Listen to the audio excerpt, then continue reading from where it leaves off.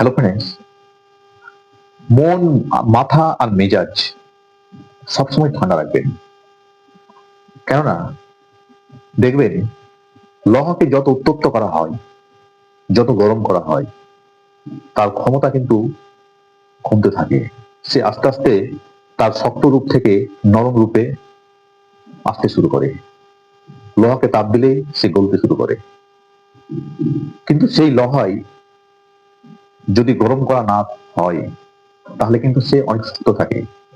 তাই মন মেজাজ ঠান্ডা রাখবেন, লোহার মতো শক্ত হয়ে থাকবেন।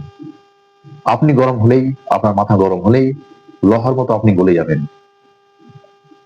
আপনি সব ক্ষেত্রেই হেরে যাবেন। আপনার এগিয়ে যাওয়া সম্ভব নয়।